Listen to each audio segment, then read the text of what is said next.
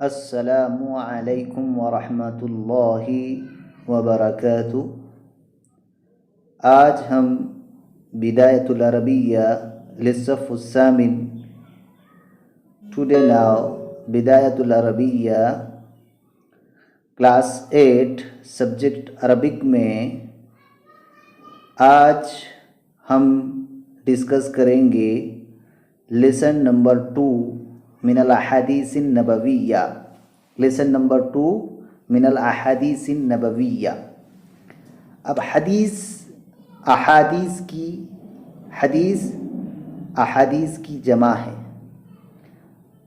حدیث کسے کہتے ہیں؟ اللہ کے رسول صلی اللہ علیہ وسلم کا قول و فعل و عمل، اللہ کے رسول کا قول، فعل اور عمل، یہ کیا کہلاتا ہے؟ حدیث کہلاتا ہے۔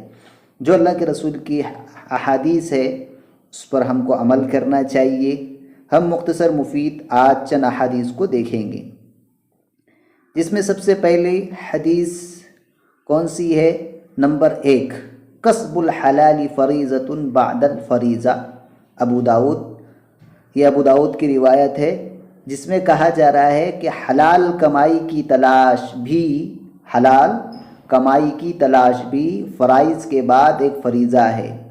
The request for halal earning is obligatory after the obligation۔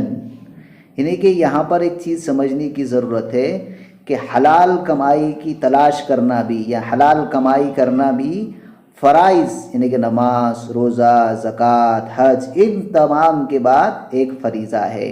یعنی کہ جیسے نماز پڑھنا ایک فریضہ ہے، زکوٰۃ دینا ایک فریضہ ہے، حج کرنا ایک فریضہ ہے، ویسا ہی حلال کمائی کرنا بھی ہمارے لیے کیا ہے؟ ایک اہم فریضہ ہے۔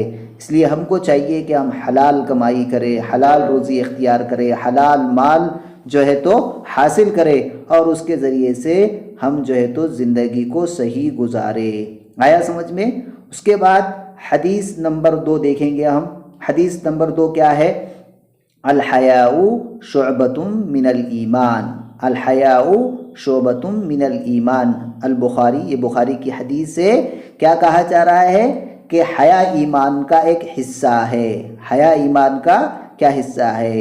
موڈیسٹی الحیاء is a branch of faith. اب حیا کیا ہے؟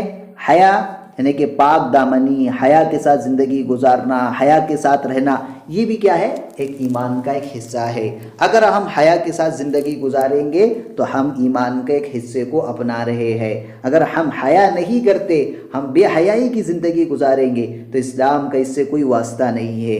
اس لیے کہ ایک حدیث میں آتا ہے کہ اذا لم تستحی فاصنع ما شئت، کہ جب تم میں حیا نہ ہو تو تم جو چاہے وہ کرو۔ یعنی کہ حیا نہیں رہیں گی تو تم پھر جیسا ہے کیسے بھی کپڑے پہنو، شرٹ کیسی بھی پہنو، لباس کیسا بھی چست پہنو، یہ حیا، اگر تمہارے اندر حیا نہیں ہے۔ لیکن اگر حیا ہے تو تم صحیح لباس پہنیں گے، صحیح رہیں گے، اسلام سے وابستہ رہیں گے۔ یہ حیا کے ساتھ ہماری زندگی گزارنا چاہیے۔ اس لیے ہم کو چاہیے کہ ہم حیا کے ساتھ کیا کریں؟ زندگی گزاریں، اور حیا بھی کیا ہے؟ ایمان کا ایک حصہ ہے۔ اس کے بعد حدیث نمبر 3 دیکھیں گے۔ حدیث نمبر 3 کیا ہے ہمارے سامنے؟ الطہور شطر الایمان۔ الطہور شطر الایمان، مسلم شریف کی حدیث ہے۔ کیا کہہ رہے ہیں؟ کہ purity is a half of iman. ایمان ان اے فیتھ، یعنی کہ پاکی آدھا ایمان ہے۔ کتنی عمدہ بات کہی ہے، یہ مختصر حدیث ہے، چھوٹی سی حدیث ہے، لیکن کتنی عمدہ بات کہی ہے کہ پاکی کیا ہے؟ آدھا ایمان ہے۔ پاک صاف رہنا چاہیے، پاکی کو اختیار کرنا چاہیے۔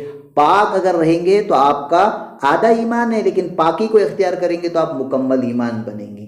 تو اس لیے کیا کرنا چاہیے؟ پاکی کے ساتھ رہنا چاہیے۔ جیسے کہ ہم دیکھتے ہیں نماز کو جاتے ہیں تو نماز کو جاتے وقت ہم کو کیا کرتے ہیں؟ ہم وضو کرتے ہیں۔ کیوں وضو کرتے ہیں؟ اس لیے کہ وضو ہمارے جسم کی پاکی ہے، اس لیے بغیر وضو کے نماز نہیں ہوتی۔ ویسے ہی بغیر غسل کے ہم پاک رہ سکتے کیا؟ نہیں رہ سکتے۔ اس لیے ہم نے پاکی کو اختیار کرنا چاہیے، پیورٹی کو اختیار کرنا چاہیے۔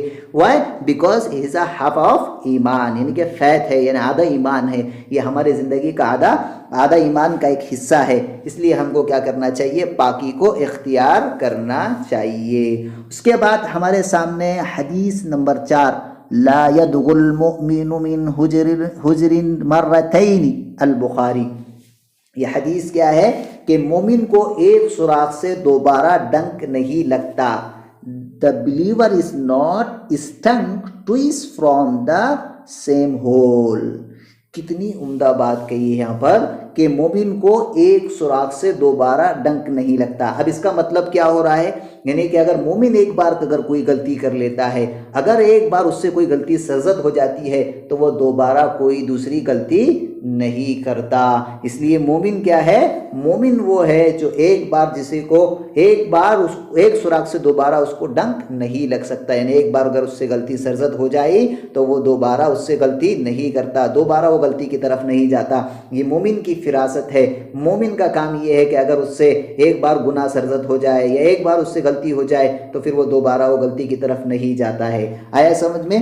اس کے بعد ہم دیکھیں گے حدیث نمبر 5۔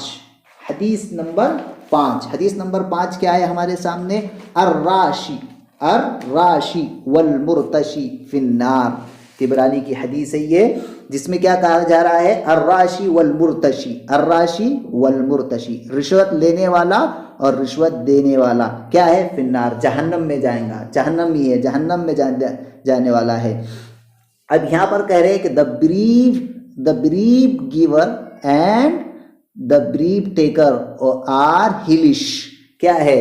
دونوں بھی ہے، the bereaved giver and the bereaved taker are hellish، یعنی کہ جو رشوت دے گا بھی اور جو رشوت لیتا بھی ہے دونوں پہ کہا جائیں گے جہنم میں جانے والے ہیں۔ اس لیے ہم کو کسی کو رشوت دینا بھی نہیں چاہیے اور رشوت لینا بھی نہیں چاہیے۔ اسلام میں رشوت لینا حرام ہے اور دینا بھی حرام ہے، اس لیے ہم کو رشوت سے بچنا چاہیے، رشوت ہم نے نہیں لینا چاہیے۔ Do not take a bribe and do not give a bribe۔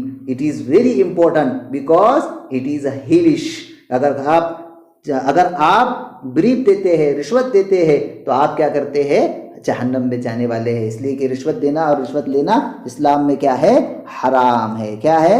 حرام ہے۔ آیا سمجھ میں؟ رشوت دینے والا بھی اور رشوت لینے والا دونوں بھی کیا ہے؟ حرام ہے۔ اب اس کے بعد ہم دیکھیں گے حدیث نمبر 6 ہمارے سامنے۔ حدیث نمبر 6 کیا ہے؟ کل مسکرین حرام، کل مسکرین حرام، ہر نشہ آور چیز کیا ہے؟ حرام ہے۔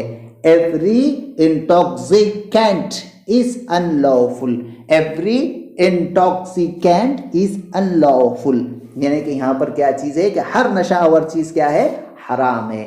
اب شراب حرام، جوا حرام، اس کے علاوہ جو ہے تو افیم جو لیتے ہیں لوگ وہ بھی حرام ہے، اس کے علاوہ ڈرگس جو لیتے ہیں یہ بھی ہے، یعنی کہ جن چیزوں سے نشہ ہوتا ہے وہ ہر چیز کیا ہے؟ حرام ہے۔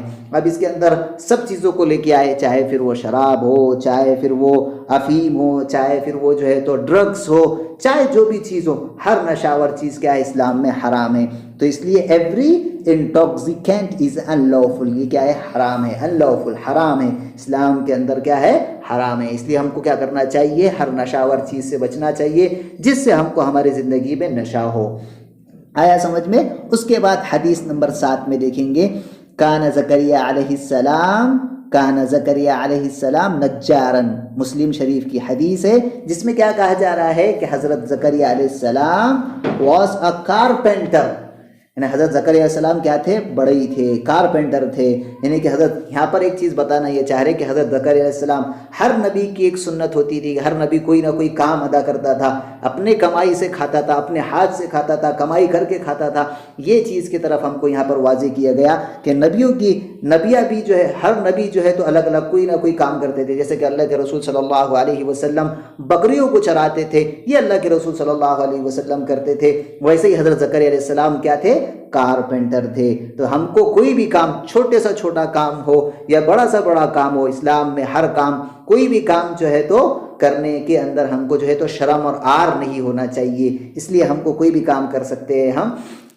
تو آگے دیکھیں گے ہم حدیث نمبر 8، نبی داؤد علیہ السلام، کان داؤد علیہ السلام لا یأکل الا من عمل یدہ، البخاری، بخاری کی حدیث ہے۔ کیا کہہ رہے ہیں؟ نبی داؤد علیہ السلام اپنے ہاتھ سے کما کر کھاتے تھے۔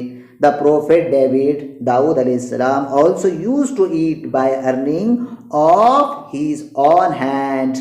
یعنی کتنی امپورٹنٹ بات کہی ہے کہ حضرت داؤد علیہ السلام اپنے ہاتھ کی کمائی سے کھاتے تھے، اپنے ہاتھ سے جو یعنی کہ ہاتھ کی کمائی سے، یعنی کہ خود محنت کرتے تھے اور محنت کر کر کما کر جو ہے تو کھاتے تھے۔ اس لیے ہم کو محنت کر کے کمانے میں کوئی شرم اور عار نہیں ہونا چاہیے۔ اگر ہم محنت کر کر کھاتے ہیں، محنت کر کر کماتے ہیں تو یہ ہمارے لیے صحیح ہے، کیونکہ چھوٹا سا چھوٹا پیشہ اختیار کرنا، حقیر سے حقیر پیشہ اختیار کرنا ہاتھ پھیلانے سے بہتر ہے، بھیک مانگنے سے بہتر ہے۔ آج کل تو بہت سارے دیکھے ہوں گے آپ نے، ہٹے کٹے رہتے ہیں لیکن بھیک مانگتے ہیں، یہ ہمارے لیے اسلام میں جائز نہیں ہے۔ نبیوں کی سنت ہے کہ نبی جو ہے تو اپنے ہاتھ سے خود محنت سے کماتے تھے۔ ہم نے دیکھے حضرت زکریا علیہ السلام بڑا ہی تھے، داؤد علیہ السلام خود محنت کر کے کماتے تھے اور خود کھاتے تھے۔ ہر ایک نبی کی یہ سنت ہے، اس لیے ہم کو کیا کرنا چاہیے؟ اپنی محنت سے، اپنی ہاتھ کے عمل سے جو ہے تو کما کر کھانا چاہیے۔ میں امید کرتا ہوں کہ آپ کو یہ لیسن آسانی سے سمجھ میں آیا ہوگا۔ ہمارے چینل کو سبسکرائب کیجئے اور بیل آئیکن کو ضرور دبائیے تاکہ ہمارے آنے والے ویڈیو آپ تک آسانی سے پہنچ سکے۔ خدا حافظ، السلام علیکم ورحمۃ اللہ وبرکاتہ۔